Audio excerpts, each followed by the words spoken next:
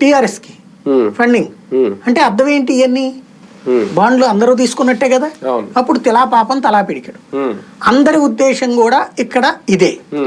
ఇక్కడ ఏంటంటే వాళ్ళకి ట్యాక్స్ ఎగ్జంప్షన్ కూడా, అంటే ట్యాక్సుల్లో మెన్షన్ చెయ్యకుండా తప్పించుకోవడానికి వెసులుబాటు ఇచ్చింది కేంద్ర ప్రభుత్వం.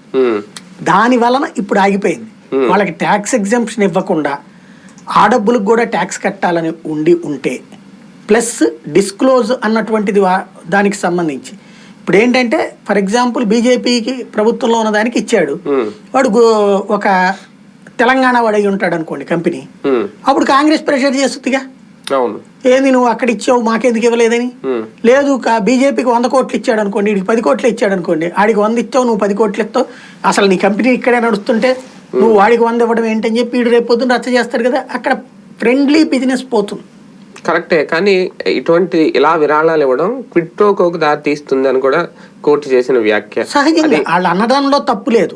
సమస్యల్లో ఏంటంటే అసలు రాజకీయ పార్టీకి విరాళం ఇవ్వడం అంటేనే క్విడ్ ప్రోకో. అదే క్విడ్ ప్రోకో లేకుండా ఎక్కడ ఉంటది? ఎందుకు ఇవ్వాలి విరాళం? రాజకీయ పార్టీకి ఒక వ్యాపారస్తుడు ఎందుకు విరాళం ఇస్తాడు? ప్రభుత్వంతో ప్రయోజనం పొందుతానికి. ఒక రకంగా లంచం ఇచ్చినట్టే అంతే, చెప్పాలి. చట్టబద్ధమైనటువంటి లంచం అది. అంతే, అదే. అది లేకపోతే రాజకీయ పార్టీలు ఎట్లా నడవాలి? బేసిక్ గా వీళ్ళ ఇప్పుడు ప్రపంచంలో అన్ని దేశాల్లో ఉంది కదా విరాళ సిస్టమ్. అమెరికాలో ఉన్నది ఎక్కడి నుంచి ఏమైనా నోట్లు ప్రింట్ చేయించుకుంటారే? ఎక్కడైనా ఉంది.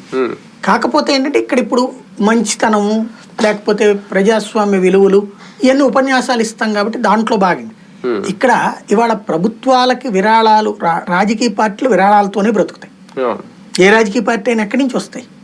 లేదు సొంతగా బిజినెస్లు చేస్తాయా? రాజకీయ పార్టీలు చేస్తే అప్పుడు నడుస్తాయా? నడవనిస్తారు. ఇప్పుడు ఫర్ ఎగ్జాంపుల్ ఇవాళ తెలుగుదేశం సంబంధించినటువంటి నాయకులే ఇబ్బంది పడ్డప్పుడు రేపు వైసీపీ నాయకులు కిందసారి ఇబ్బంది పెట్టారు కదా తెలుగుదేశం ఉన్నప్పుడు.